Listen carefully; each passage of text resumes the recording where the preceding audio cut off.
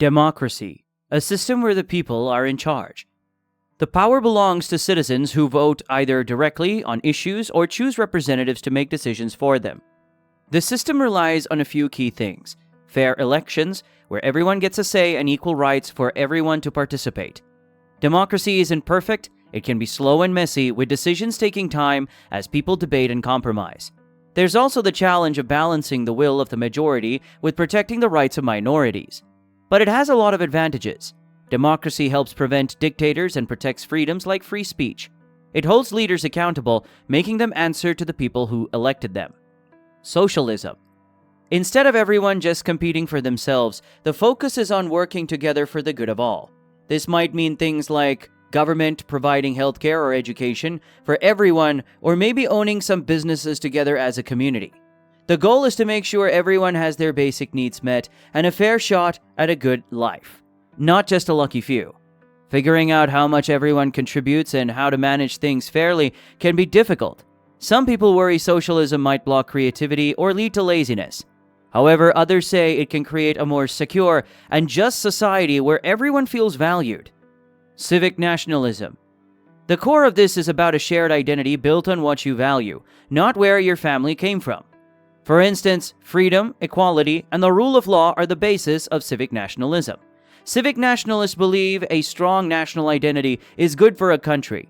It gives people a sense of belonging and a common purpose. It helps everyone feel invested in making society better. This doesn't mean everyone has to act the same or erase their heritage. It's more about agreeing on the core principles that make your country strong. Critics say it can downplay cultural differences and maybe even be used to justify war. But supporters argue it fosters tolerance and inclusion, creating a space where everyone can feel like they belong as long as they believe in the same core values. Voluntarism. This is the act of contributing your time, talents, and energy without expecting payment to benefit a worthy cause or person.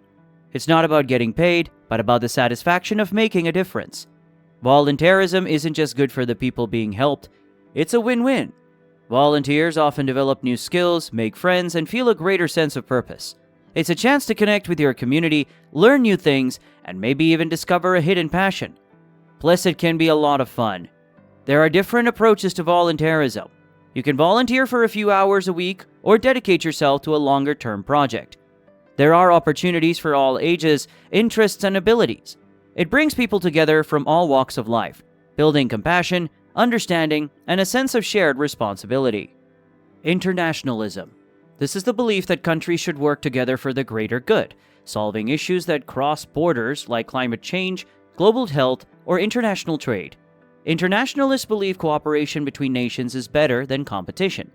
They support organizations like the United Nations that bring countries together to discuss problems and find solutions. They might also advocate for free trade agreements that allow goods and services to flow more easily between countries, boosting everyone's economies.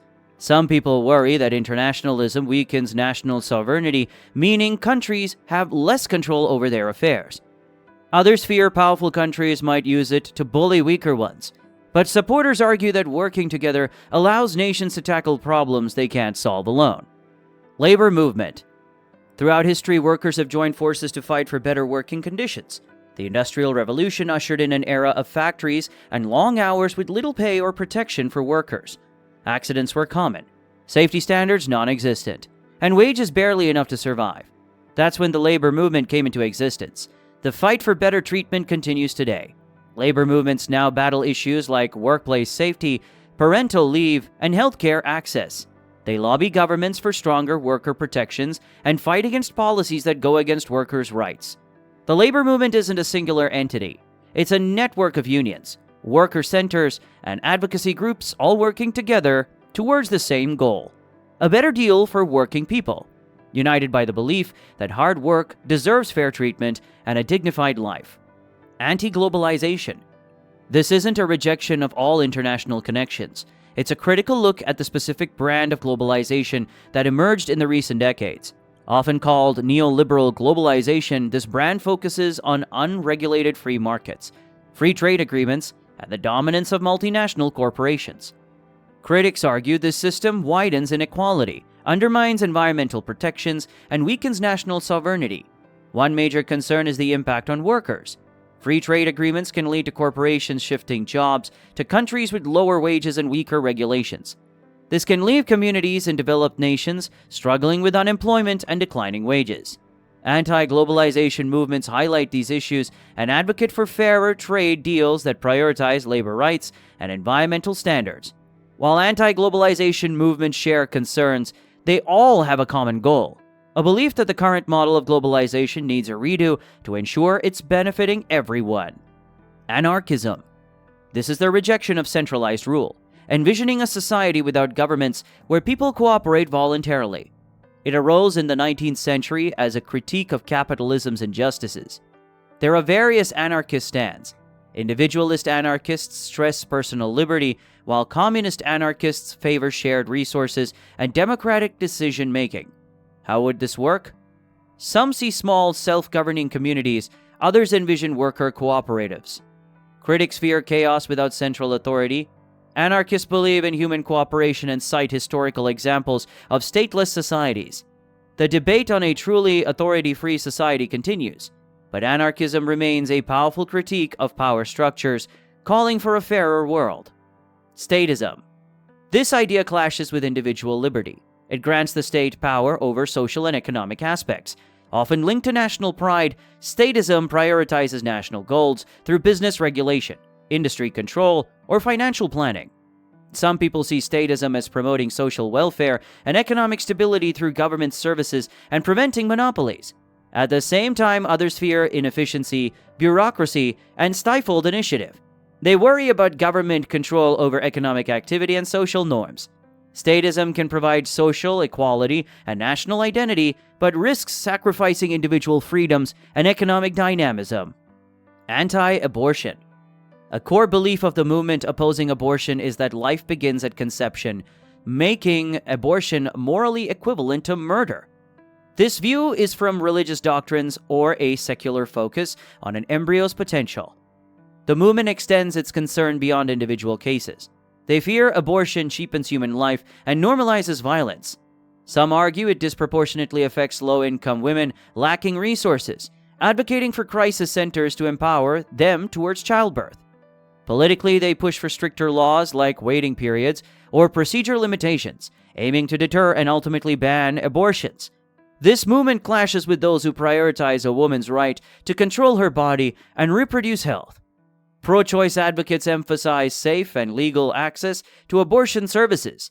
The debate boils down to women's rights versus fetal rights, a complex and emotional issue with strong convictions on both sides. Owenism.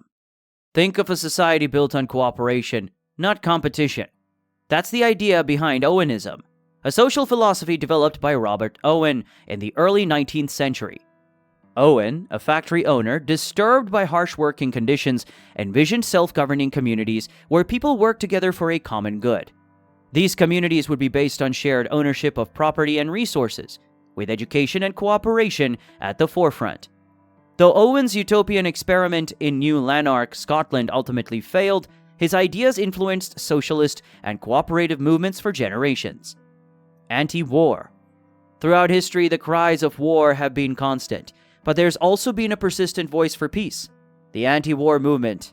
This movement encompasses a diverse range of people united in their opposition to armed conflict. Their reasons vary. Some focus on the human cost of war and the devastation it wreaks on lives in societies. Others challenge the justifications for war, exposing the political and economic motives that often fuel violence. Still others advocate for diplomacy, negotiation, and international cooperation as ways to resolve conflict peacefully.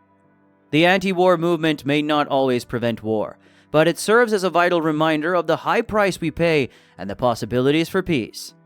Women's rights. Have you ever thought of a world where women are judged by their gender, but by their abilities? That's the dream of the women's rights movement, a long and ongoing struggle for equality. From the right to vote to equal pay for equal work, women have fought for basic rights that were once denied to them.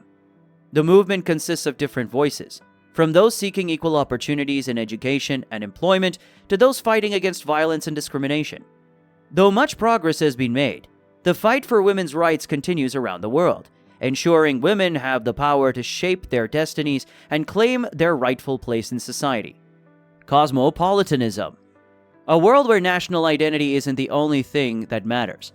That's the essence of cosmopolitanism, a philosophy that emphasizes our shared humanity and global citizenship.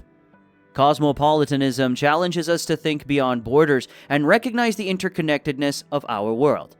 It encourages cooperation and understanding between cultures, advocating for global solutions to problems like climate change or poverty.